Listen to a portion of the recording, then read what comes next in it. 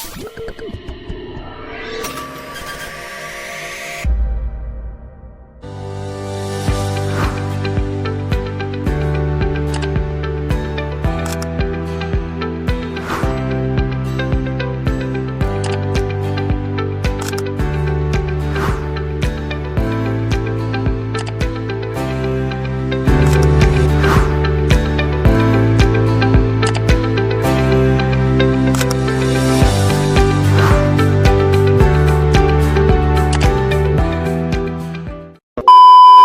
standby, kamera ready, sound ready, 3, 2, 1, action.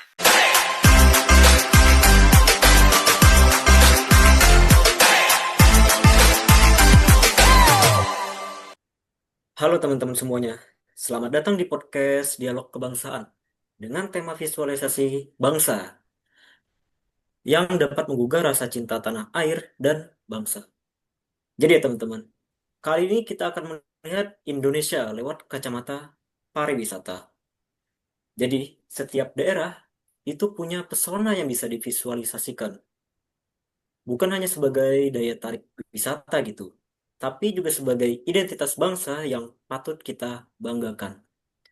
Bersama saya, Ari sebagai host, dan ada 4 rekan CPNS saya yang akan berbagi cerita tentang destinasi wisata dari daerahnya masing-masing. Nah, jadi di sini ada pembicara pertama, yaitu Mbak Sela ya. Dan Ya, ada pembicara halo. kedua, ya, Mbak Vivi. Ada Mbak? Halo. Iya, pembicara ketiga ada Mas Dipta. Halo Mas Ari. Iya. Dan ada pembicara keempat ada Mbak Linda. Halo Mas Hari. Oke, pertama apa ya? Mungkin dari saya dulu nih. Saya mau cerita singkat aja ya sebagai pengantar soal daerah asal saya. Saya itu ada di Loksado ya. Dari daerah Loksado di Provinsi Hulu Sungai Selatan. Yang nggak tahu itu dari Kalimantan Selatan ya teman-teman. Nah, jadi ada wisata bambu rafting namanya. Kalau di Sungai Amandit ya itu namanya. Di situ itu, waduh, airnya jernih banget teman-teman. Ditambah ada pemandangan pegunungan Meratus. Wah, itu luar biasa indah banget, teman-teman. Juga ditambah lagi nih, kita bisa berinteraksi dengan masyarakat lokal Dayak Meratus. Menarik kan? Nah, teman-teman, kalau dikelola dengan baik ya, wisata Loksado itu sebenarnya bisa jadi magnet wisata mancanegara loh. Gitu. Itu saja ya dari saya. Oke. Lanjut ya. Selanjutnya kita ambil cerita dari teman-teman CPNS yang lain. Kita coba mulai dulu deh dari Mbak Sela ya. Mbak Sela ini dari mana ya? Dari Sumatera Utara, bener Mbak? Betul, Mas Ari. Saya dari Waduh, Sumatera Utara nih. Jauh ya, Mas ya? oke. Jauh banget Mbak dari saya Mbak. Iya ya. Iya, betul. Kalau gitu bisa ceritakan nggak sih Mbak? Wisata unggulan dari daerah Mbak itu kayak gimana sih? Iya, ya. Oke, oke tadi ada gangguan sedikit. Maaf ya. Aman Oke, Mbak, kalau aman. kita bicara terkait wisata Indonesia, itu sangat banyak ya, Mas Ari ya, dan teman-teman semua yang narasumber di sini, teman-teman CPNS saya. Ada beragam di Sumatera Utara dan juga banyak destinasi pariwisata yang menurut saya ya, saya ambil contoh yang paling sering didengar sama teman-teman semua paling ya. Itu yaitu adalah destinasi wisata Danau Toba. Nah, Danau Toba yang ada di Sumatera Utara. Nah, ini kan Danau Toba ini terbentuk lewat adanya danau vulkanik gitu. Ada meledak ya zaman dulu. Kalau ada dengar Iya Mbak. ceritanya turun temurun itu ada tuh ceritanya. Nah, danau vulkanik ini adalah yang terbesar di dunia nih saat ini. Nah, bayangkan aja ya untuk Danau Toba ini mencapai 100 kilometer dengan lebar 30 kilometer. Nah, di tengah-tengahnya danau ini yang paling unik itu ada pulau loh, Pulau Samosir namanya. Nah, jadi ada nggak di antara teman-teman yang udah pernah ke Danau Toba? Belum sih Mbak. Nggak Belum pernah ya. saya itu. Belum pernah Iya, ya. Belum, Nanti Kak. kita nanti kita atur aja ya waktunya. Selesai kita latsar, kita atur waktunya kita jalan-jalan ke aman sana. Mbak. Atur aja nanti. Iya. Oke, lanjut lagi. Nah, di wisata Danau Toba ini ada dikelilingi 7 kabupaten nih, banyak banyak yang mengelilinginya ya. Ada Kabupaten Karo, Taput, Dairi, Samosir. Nah, saya dari Kabupaten Toba ya. Lalu, selain keindahannya, alamnya yang memukau, Danau Toba juga ada sejarahnya yang tadi saya sebutkan, yang turun-temurun tuh. Cerita rakyatnya ada, terus panoramanya juga bagus, ada alam yang bagus. Lalu bisa berlayar juga tuh, yang saya bilang ada pulau-pulau di tengahnya itu bisa ke sana juga. Itu ada destinasi wisata di situ juga gitu. Dan tadi sudah ada panorama, sudah ada apa ya cerita rakyatnya.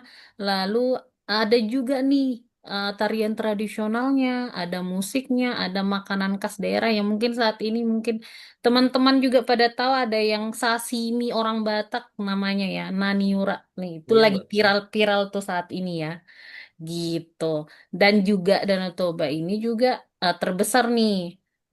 Selain terbesar juga udah diakui UNESCO sebagai Global Geopark. Nah, harapannya sih dengan adanya destinasi wisata ini bisa membantu memperkenalkan budaya Indonesia, nggak hanya di Indonesia dan dapat ke mancanegara ya. Dan yang paling penting dapat meningkatkan perekonomian masyarakat di sekeliling Danau Toba itu gitu. Mungkin inilah bentuk cinta tanah air saya juga ya, mempromosikan Danau Toba ke teman-teman sekalian dan pemirsa di rumah gitu. Gitu Mas Ari. Iya ya, menarik banget ya. Banyak banget itu apa wisata-wisata gitu. Menarik banget. Sampai ada pulau-pulau, banyak banget ya pulaunya ya. Oke Mbak, kita lanjut lagi ya. Kita lanjutkan ke Mbak Vivi deh. Mbak Vivi ini orang Jawa Tengah ya? Betul nggak? Ya, betul, betul sekali. Jadi Oh, Kebumen.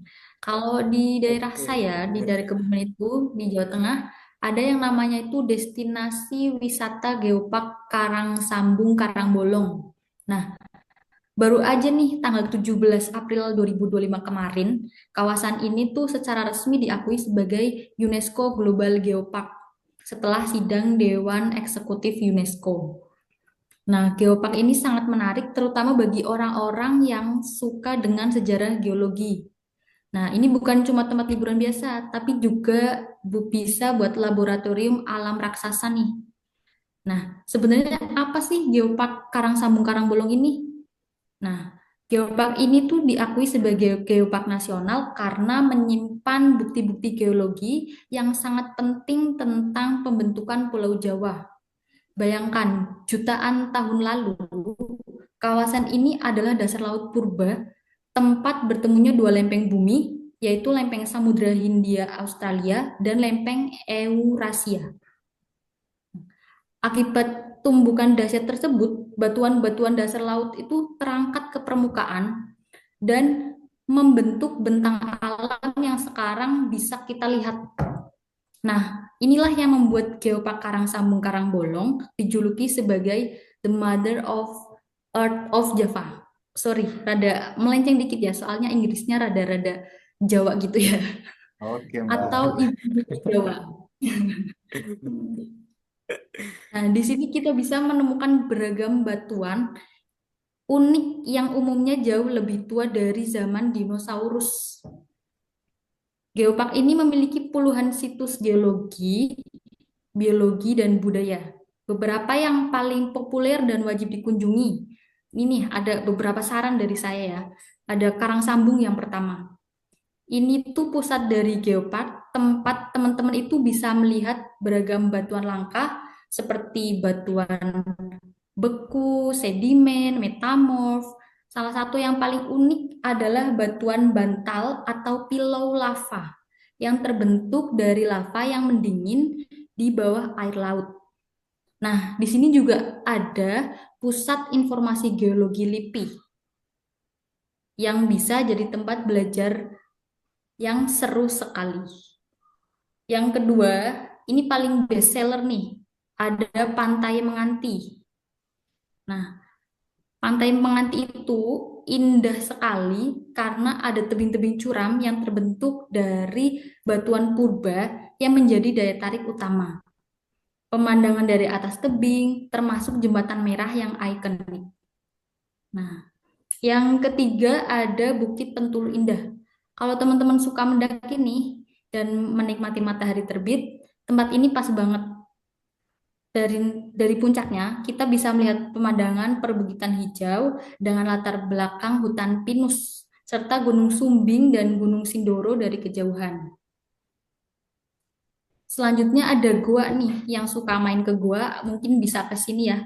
Gua Jati Jajar dan Gua Petruk. Nah, keduanya ini gua kars yang terbentuk dari batuan kapur. Di dalam Gua Jati Jajar ini kita bisa melihat formasi stalaktit dan stalagmit yang indah, serta cerita mitologi yang diabadikan dalam patung-patung. Nah, yang terakhir rekomendasi dari saya ada Watu Kelir. Situs ini unik karena memperlihatkan pertemuan dua jenis batuan yang berbeda, yaitu batuan Rijang dan batuan Gamping Merah. Nah, pemandangannya seringkali diibaratkan sebagai seperti panggung wayang. Nah, dari rekomendasi-rekomendasi itu sangat menarik sekali dan bisa menarik wisatawan lokal maupun dari luar. Mungkin sekian dari saya, Mas Ari. Oke, jadi ya setelah dari wisata Mbak Sela, ntar kita ke 5 rekomendasi ini ya teman-teman. Ntar kita pesen tiket ya. Oke, siap Mas Ari. Siap. Oke, lanjut ya. Selanjutnya kita ambil dari pembicara nomor 3, Mas Dipta ya. Mas Dipta ini dari Sumber ya, Sumber. Ya, dari Sumatera Sumatera Barat ya, Barat. Sumatera Barat. Ya, Oke, Sumatera Mas. Barat. Ceritain. Oke, waduh sebelum kita masuk ke Sumatera Barat ya Mas, mungkin sebenarnya untuk kita wilayah NKRI ini, Republik Indonesia ini, sebenarnya banyak tempat-tempat wisata. Karena secara garis besar kita juga negara kepulauan ya Mas. Cuman mungkin karena Betul. dialog kita yang terbatas, saya pun dari Sumatera Barat mungkin akan menjelaskan salah satu atau beberapa wisata di Sumatera Barat saja ya Mas. Jadi di sini saya Oke, mau Mas. Aman. menjelaskan salah satu wisata di Sumatera Barat yaitu wisata Mandeh Mas. Nah, wisata Mandeh ini wisata yang ada di pesisir selatan. eh Banyak juga yang menyebutnya atau menyebut wisata Mandeh ini sebagai Raja Empatnya Sumatera Barat Mas. Karena pemandangan sangat Menarik ya. mirip. Iya, dan ada pulau-pulau kecil yang hijau dengan laut biru jernih. Letaknya itu ada di pesisir selatan sekitar 50 kilometer lah dari Kota Padang atau pusat ibu kota Sumatera Barat, Mas. Jadi aksesnya pun cukup mudah, sudah jalan besar lah, Mas. Nah, kawasan Mande ini terdiri dari beberapa pulau, seperti Pulau Cubada, Pulau Pagang, dan Pulau Mara. Dari atas bukit kita bisa melihat pemandangan atau panorama yang dikelilingi oleh pulau-pulau kecil tadi itu, Mas. Nah, salah satu aktivitas yang paling favorit untuk kita nikmati di wisata Mandeh ini, Mas, yaitu snorkeling, Mas. Karena untuk terumbu karang di daerah wisata Mandeh sendiri itu masih terjaga dengan baik dan ikan-ikan pun masih habitat ikan-ikan di sana pun juga masih bagus, Mas. Nah, buat yang suka petualangan, kita juga bisa island Oke. hopping di sana atau lompat dari satu pulau ke pulau lain sambil menikmati pantai yang bersih dan sepi. Nah, selain laut, ada juga wisata hutan mangrove yang dikelola oleh masyarakat lokal. Kita bisa naik perahu menyusuri jalur mangrove sambil mendengar cerita tentang bagaimana warga menjaga ekosistem laut di daerah itu sendiri, Mas. Nah, Hmm. ini Iya, iya. pengalaman edukasi yang seru sekaligus membuat kita lebih sadar akan pentingnya konservasi. Nah, Mandeh bukan hanya sekedar tempat liburan, tapi juga simbol kebersamaan masyarakat. Mereka bekerja sama, menjaga kebersihan laut, mempromosikan wisata, dan menerima wisatawan dengan ramah. Jadi, setiap orang yang datang bukan hanya menikmati keindahan alam, tapi juga merasakan kehangatan budaya Minangkabau. Nah, begitu Mas Ari kurang lebih untuk wisata yang ada di Sumatera Barat. Mantap banget ya wisata Mas Dipta ini ya. Mereka itu menjaga kebersihan lautnya itu gotong royong gitu. Jarang saya Iya, lihat ada di daerah-daerah lain ya. jadi di Minangkabau itu masih membiasakan budaya gotong royong itu, Mas. Mantap banget itu. Oke, kita lanjutkan ya. Terakhir dari pembicara keempat, Mbak Linda. Oke, Mbak Linda. Apa nih yang menarik dari daerah Mbak Linda? Oke, makasih ya Mas Ari sebelumnya. Kalau saya di sini pengen ngajak teman-teman berkunjung ke namanya Kota Tasikmalaya. Itu ada di Jawa Barat ya tepatnya. Di Tasikmalaya itu sebenarnya wisatanya ada banyak banget yang bisa dikunjungi. Tapi salah satu ikon yang pengen aku tonjoli di sini namanya adalah Kampung Naga. Kampung Naga ini sebuah kampung adat yang masih mempertahankan tradisi leluhur secara turun-temurun. Jadi tuh kalau kita masuk ke sana, nanti tuh akan ngerasa seperti melangkah ke masa lalu. Rumah-rumahnya tuh terbuat dari anyaman bambu, terus atapnya tuh ijuk, berjajar rapi di lereng perbukitan. Kalau masuk ke sana nih Mas dan teman-teman semua, nanti tuh kita akan ngerasain atmosfer yang sejuk, tenang. Jadi cocok banget deh kalau mau healing sekaligus belajar budaya di sana. Yang menarik nih, masyarakat Kampung Naga hidup sangat selaras dengan alam. Mereka itu menggunakan cara bertani tradisional, menjaga hutan keramat, dan memegang teguh aturan adat. Setiap pengunjung bisa menyaksikan bagaimana harmoni antara manusia, alam, dan kepercayaan dijaga dengan konsisten. Ada juga upacara adat tertentu yang dilakukan pada hari-hari khusus nih. Jadi kalau misalkan kita berkunjung pas banget waktunya, kita bisa dapat pengalaman wisata yang makin unik. Selain Kampung Naga, sebenarnya Tasik juga punya destinasi wisata lain, kayak Situ Gede atau Gunung Galunggung. Kalau teman-teman suka petualangan atau sekedar menikmati keindahan alam. Yang unik soal Tasikmalaya lagi, nggak lepas dari kerajinannya nih. Di kota Tasik terkenal dengan sentra bordir dan batik Sukapura. Produk-produk ini tuh bukan sekedar souvenir biasa aja ya, Mas dan Mbak-mbak semuanya, tapi hasil karya penuh keterampilan dan kreativitas masyarakat. Bahkan banyak produk bordir Tasikmalaya itu udah diekspor ke mancanegara. Nah, jadi wisata di Tasik itu bukan hanya sekedar jalan-jalan, tapi juga mendukung ekonomi kreatif. Buat saya, Tasikmalaya itu lengkap, ada wisata budaya, wisata alam, kerajinan, sampai kuliner. Semuanya merepresentasikan kearifan lokal yang masih terjaga. Jadi nih kalau bosan ke Jawa Barat, gak cuma Bandung aja nih teman-teman, ada Tasikmalaya yang bisa kita jelajah keindahannya, pengalamannya, dan juga bagaimana cara kita menghargai warisan budaya dan menjaga alam sekitar. Kayak gitu sih Mas dari saya. Kalau tertarik, mari kita ke Oke, Tasikmalaya. boleh itu mah. Ntar kita atur aja Ya, boleh ya tuh, teman-teman. Mbak. Iya, betul. Ya, boleh, boleh, boleh Mbak Linda. Oke, ya teman-teman. Kalau dari cerita tadi, ya kita bisa lihat sendiri ya. Jadi wisata-wisata itu tuh bukan hanya soal hiburan gitu ya teman-teman. Tapi juga cara kita untuk memvisualisasikan bangsa. Nah, sekarang nih menurut teman-teman, gimana sih wisata daerah itu bisa ikut memperkuat rasa cinta kita pada tanah air? Kita coba dari bebas deh, dari Mbak Sela deh. Oke, tadi kan saya udah sebutkan ya berbagai macam ada yang ada di Danau Toba itu ya Mas ya. Dan itu bukti cinta tanah air Iya, kita betul. jika kita melakukan promosi terhadap pariwisata-pariwisata yang ada di Indonesia khususnya ya, seperti itu. Nah, kalau untuk saya sih wisata daerah ini bisa mengingatkan kita pada kekayaan budaya kita sendiri. Nah, seperti saya tadi budaya di Sumatera Utara tuh. Jadi bisa memperkaya juga ya kekayaan kita. Nah, nggak jadi kita nggak mudah minder gitu dengan budaya orang luar gitu, Mas. Selagi kita bisa juga menarik wisatawan untuk membantu perekonomian di tempat wisata itu gitu. Kalau dari saya. Iya, iya. Mm-mm, betul. Dari Masuk akal itu, teman-teman Mbak. yang lain mungkin Iya, ada betul-betul. masukan.